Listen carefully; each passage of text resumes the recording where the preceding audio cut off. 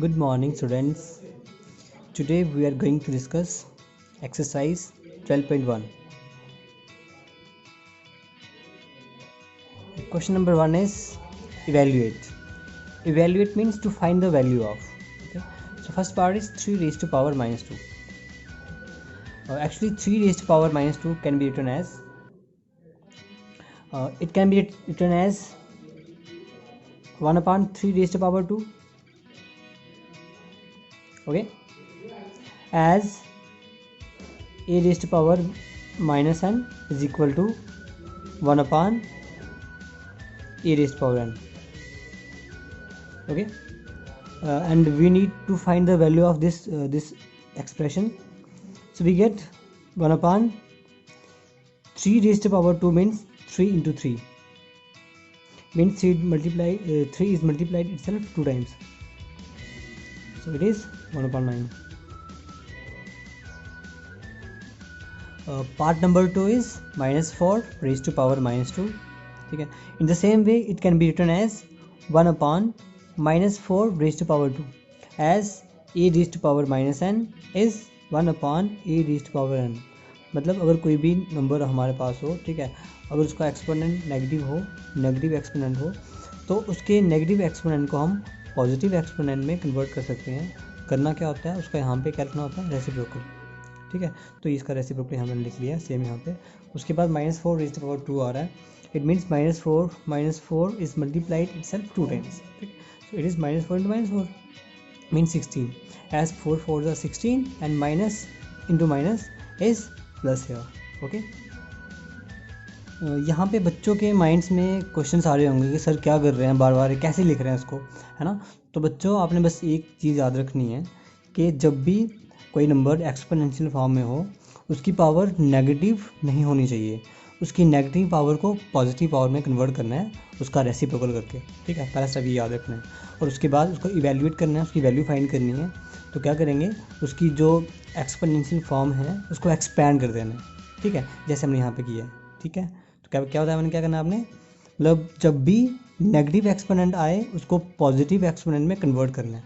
ठीक है, इसलिए मैं यहाँ पे ऐसे कर रहा हूँ। Next is part number 3, it is 1 upon 2 raised to power minus 5. ठीक है, in the same way it can also be written as, actually it can be written as 2 upon 1 raised to power 5. मैंने क्या बताया, तो जब भी आपके पास किसी नंबर की पावर नेगेटिव आ रही है, नेगेटिव पावर को पॉजिटिव पावर में कन्वर्ट करना है। वो कैसे कर सकते हैं, जिस नंबर की पावर आ रही है उसका बेस आ रहा है, बेस का क्या लिखना है, reciprocal.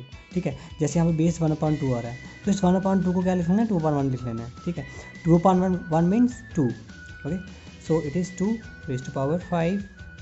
Okay, and 2 raised to power 5 means 2 is multiplied itself 5 times, 2 into 2 into 2 into 2 into 2. Okay, 2 to the 4, 4 to the 16, to the 32. It is 32. Okay, it is the answer. ठीक है, इसी तरीके से पार्ट नंबर 4 करना है। It is 1 upon 2 raised to power minus 3. ठीक है, so it can also be written as 2 raised to power 3. Okay, मैंने क्या बताया, जब भी नंबर की पावर नेगेटिव हो उसका रेसिप्रोकल लिखना है, पावर पॉजिटिव कन्वर्ट हो जाती है। तो यहाँ पे 1 upon 2 raised to power minus 3 equal होगा 2 raised to power 3 के। It means 2 is multiplied itself 3 times, 2 into 2 into 2. It is 2 to the 4 to the 8. So 8 is the answer here. Okay, students. Next is question number 2, which is simplify and express the result in power notation with positive exponents.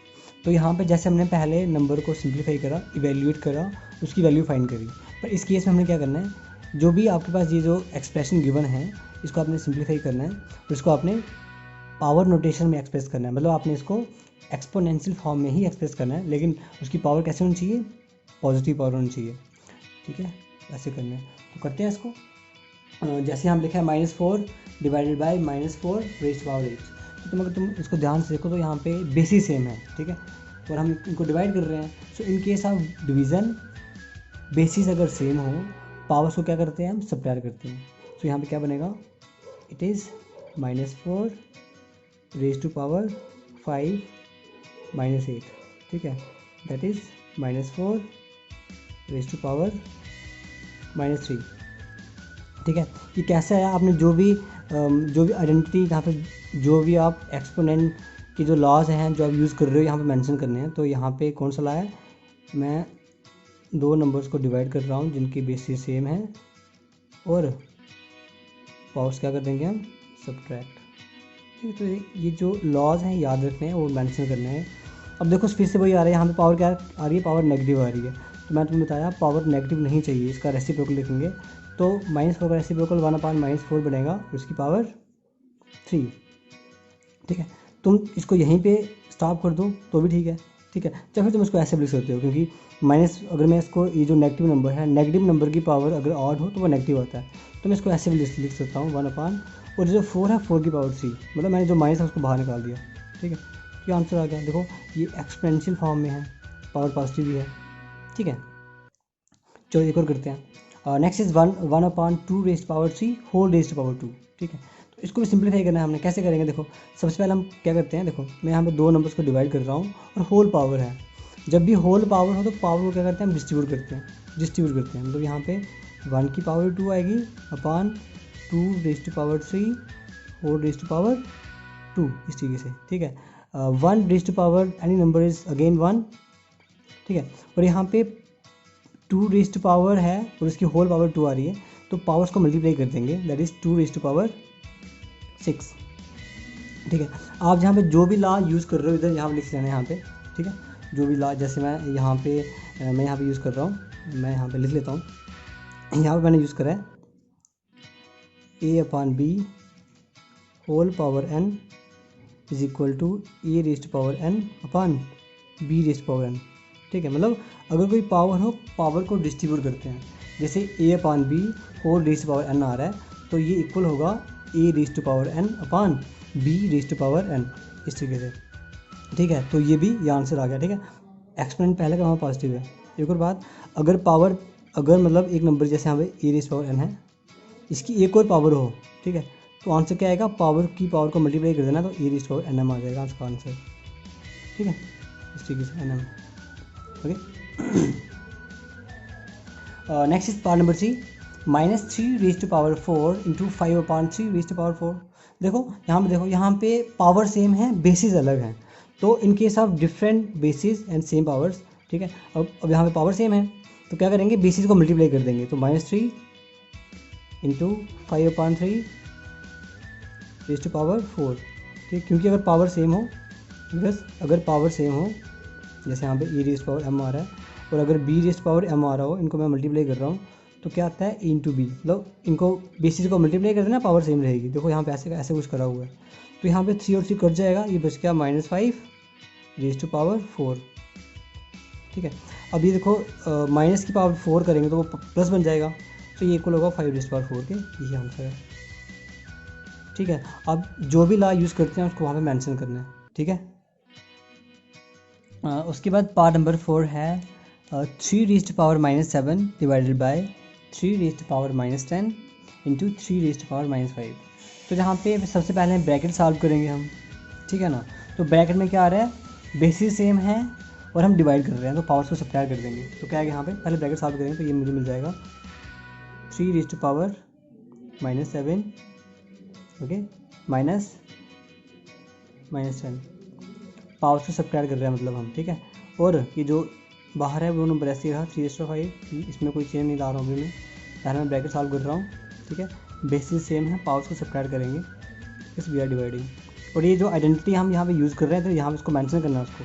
ठीक है, तो ये बन जाएगा 3 raised power 7 as minus and minus will become plus here into 10 into 3 raised power 5, sorry -5। ठीक है, it is 3 raised to power 15 sorry 10 it is -7, okay, it is -7, so it is 3 raised to power 3 into 3 raised to power it is 3 and 3 raised to power -5. Again we are in this case we are multiplying these numbers, so powers get added here,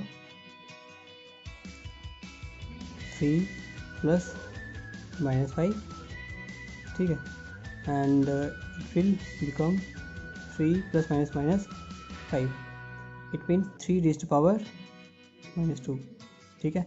अब इसको क्या करना है हमने positive exponent में convert करना है, तो मैं इसको लिख लूँगा 1/3⁻², ठीक है, ये हमारा आंसर आ गया।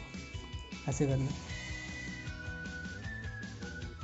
Next is part number 5, okay, it is 2⁻³ into -7⁻³ it means powers are same here, ठीक है। So we shall multiply the basis, ठीक है। तो यहाँ पे अगर पावर सेम हो तो बेसिस को क्या करेंगे मल्टीप्लाई कर देंगे, ठीक है। यहाँ क्या आएगा, इट इज़ 2 × -7 4⁻³ ठीक है। इट इज़ -14⁻³ ठीक है। जैसे मैंने आपको पहले बताया कि जो एक्सपोनेंट है ये नेगेटिव नहीं चाहिए, तो मैं इसको लिख लूँगा 1/-14⁻³ ओके। आप इसको यहाँ पे स्टॉप करो तो भी ठीक है, नहीं तो आप एक स्टेप और लिख सकते हो, इट इज़ -1/14⁻³ क्योंकि अगर पावर अगर नेगेटिव नंबर की पावर ऑड हो तो आंसर क्या आता है नेगेटिव, ठीक है, इसको याद रखना है। Okay, next is question number 3। Actually it is 3⁻⁻1, I can write it as 1/3, 1/4 and 1/5, but 4⁻0, ठीक है। मतलब नंबर जो मर्जी हो उसकी पावर 0 आ रही है तो आंसर 1 नहीं आना है, ठीक है।